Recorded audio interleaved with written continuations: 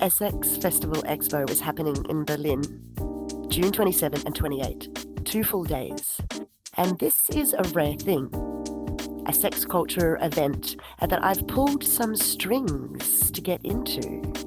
So I have found a little window into this fun niche festival. Consider this a small insider screening. I sat down with the SX Festival and Expo's community manager, the person who knows the room from the inside. And she answered the questions I was curious about before deciding whether to go to Berlin next weekend. Modern sex culture lives on a screen now. Apps that swipe, cameras that perform, algorithms that decide what we see, what we want, who we are, and when we're turned on. This SX Festival is an antidote to that. This is bodies in a room, the people actually conversing and connecting, off their feeds and into building and networking for 2 days. And it only works in Berlin. Berlin has been taking pleasure seriously longer than almost any other city on earth. So, settle in, take a breath. We're about to show you the room of SX Festival Expo from the inside. And by the end, you'll know if your body is being called.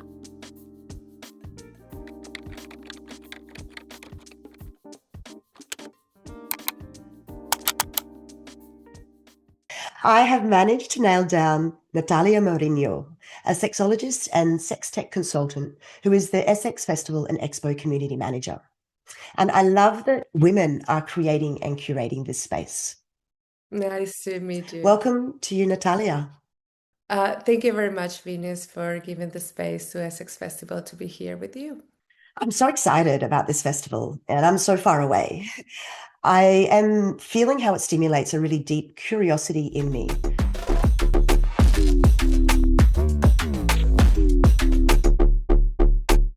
I like that we don't have to be a business expert or already deep into the kink party world to have fun at this festival. Can you share with us why curiosity is enough to belong here? Yeah, curiosity is enough to belong here because let's think about the door that opens a whole world for people, whether you are already someone that knows a lot about the sex positive community, if you are a newcomer, if you're someone that would like to start a business on it, or just would like to enjoy and see what are the innovations in the area. This is a space where you can just go and let yourself do a little bit of exploring into what we can offer. Also, as well for your entertainment, you can not only find products or new innovations, you can find performances, you can enhance your knowledge with the talks that we have, as well as you can have the opportunity to see face-to-face creators that are working in the industry, that are living in Berlin or flying to Berlin to represent brands. So it's actually getting immersed in a whole universe that we are curating for all of you. Beautiful. I have a few people who they say sex tech event, and they say it's really for me. But I'm really curious, can you give me a picture of who actually walks through the doors and what pleasantly surprises them? Okay, sure. Who actually walks through the doors of a sex tech event? Something important is to highlight that sex tech is how the industry can be categorized. However, we don't want to label our event as only sex tech. We are Sex Tech EU as a company, but our product is SX Festival and Expo. So we would like to remove the tech word from the festival itself, as it already kind of left out a lot of experiences that sometimes people can like feel not very related to, or that maybe they can think, oh, it's a very techie event. It's not at all. It's about human connection. It's about sexuality. It's about discovering people who are like working in the industry, who in education, in innovation, etc. So like when you walk into the doors, you can find the exhibitors area, the kinky market. So you can like see platforms whether you would like to work in the industry or to innovate and be part of that, looking for who knows, like connections and networking, or if you would like to see what products are around for the in the pleasure market, as well as then you could see the agenda. We have four different stages: the impact room, who is which is B2B, and then we have three stages who would be like dedicated to the community itself. You don't have to be a tech a business person to enjoy the talks. Actually, we have the central stage, we have the seduction room where we're going to have some workshops, and we have the kinky garden, an outdoor area to enjoy the summer, or also and also see other workshops and more performances and DJs and food trucks and have drinks there and enjoy the sun. So, one of the things that really fascinates me about this festival is the room itself, like educators, sexologists, artists, and kinksters, and just curious minds, literally colliding in one space. So, what discoveries are possible on the ground at this type of festival? The discoveries that can happen on the ground in this type of festival, I think that what I think that what is fascinating is that we are not even aware of how many discoveries the people can go into. We can like have a picture of it because we know what we're offering, but like based on experience of like previous editions, for example, I think that the most amazing thing is the connections that happen there, and that since we're receiving people from so many different places, so many universes, and as you mentioned, the fact of like they're like sexologists, they're like innovators, they're like educators, etc. A lot of things can happen, and we would love to be aware of all of them and all of the amazing conversations, and we can actually have access to that.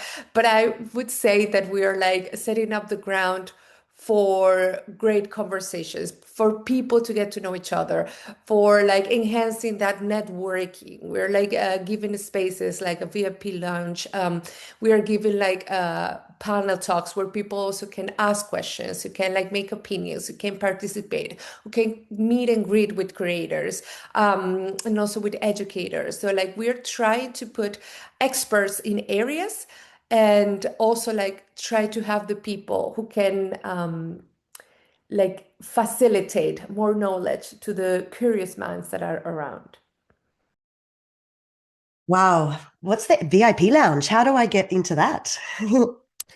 In the VIP lounge, you can get in it with a B2B ticket, actually, yes, because it's an area that you can enter to talk a little bit more about like business, innovation, tech, sex tech. And if you would like to network or do a speed dating, that's the area where you can have, or you can also access that area if you're a creator. So as a creator, you can just join via on our website. We have a form that you can fill up if you're an online content creator in the industry, and you can like submit your information, and we will be happy for you to join us as a guest, and we will offer you a VIP ticket as well. So, this festival expo covers everything from sexual wellness to digital rights to alternative relationships. What is a topic getting serious airtime this year that people might not see coming? I think that this year we are focusing a lot into creators and to how to, uh, well, I don't know if like help is the word, but maybe like put giving more space to the content creators and also the content creating companies to be on dialogue with their own creators, with people that are curious, with like companies that can like help to protect like how this work is developed, how this well, all of the censorship and all of the things that creators go through that. So I think that there is like a big chunk of activities and exhibitors that go that will focus on it. So this is part of like because as you might imagine, every year like there is a special focus. So we have like that as a very big force that we want to like explore this year. But we are given a space anyways to other areas as like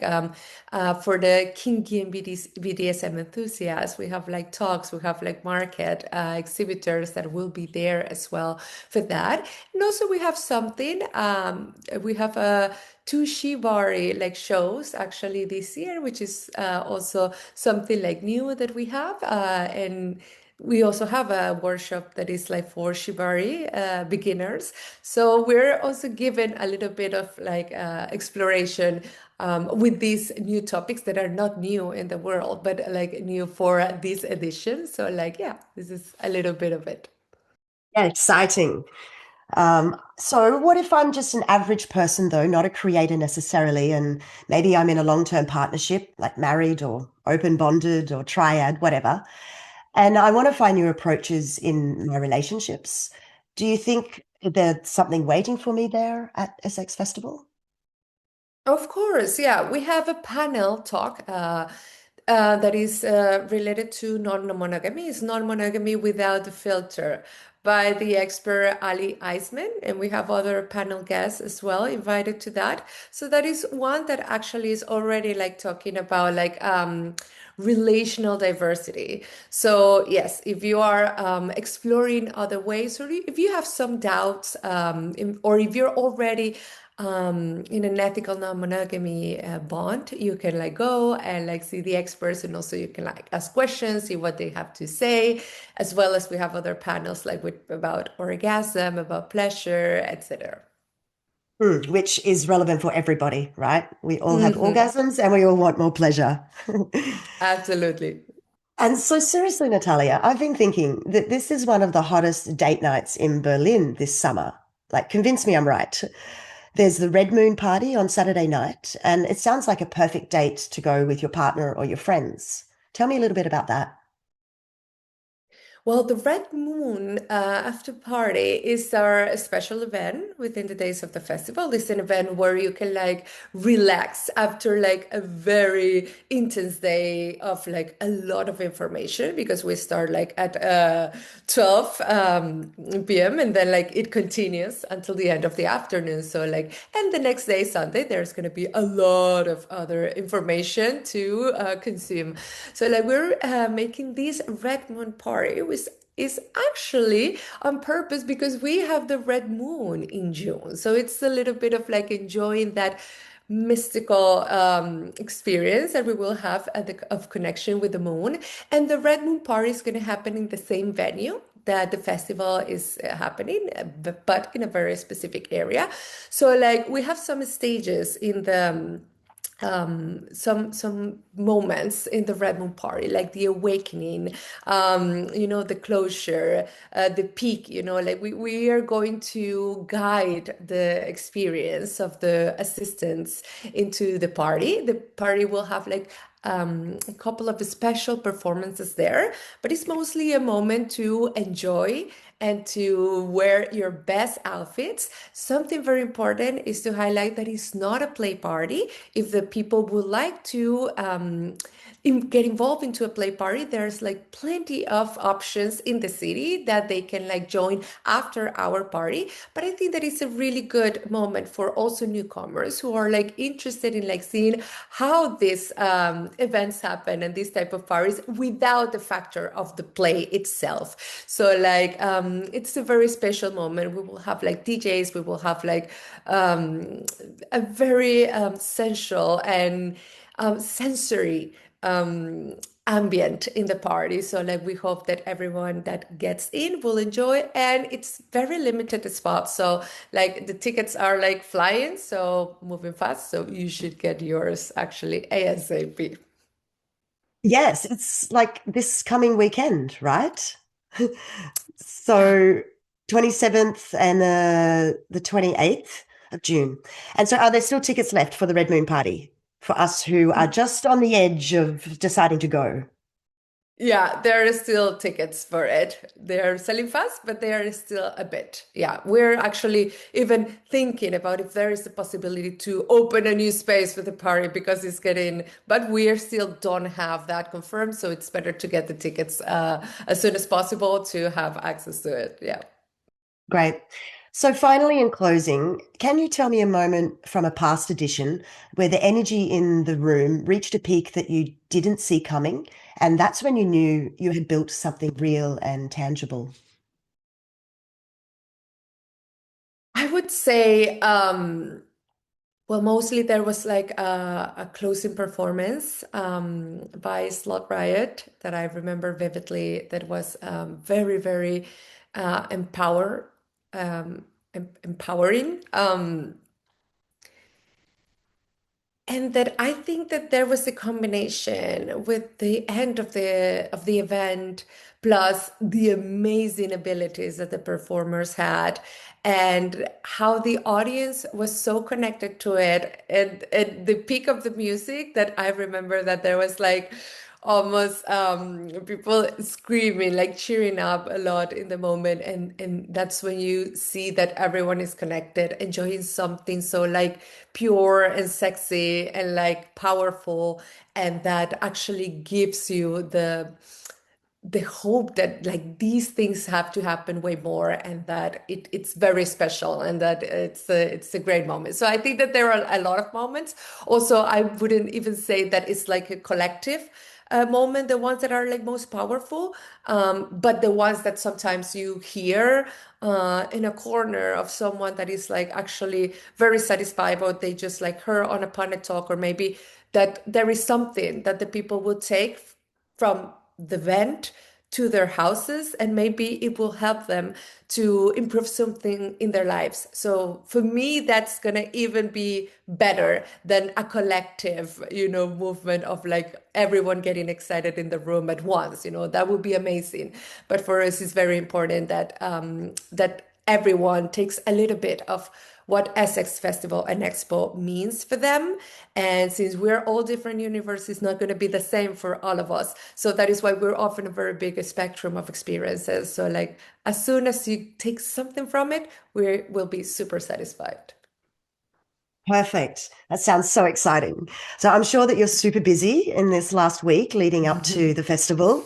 And so I'm really thankful that you've carved out this time for us. And yeah, thank you, Natalia. It's been a real pleasure to chat with you about this festival, and I hope to see you there. Very happy to talk to you, Venus. I hope to see you there as well. And I hope that the community join us, because we will be very happy to welcome all of you. Thank you very much.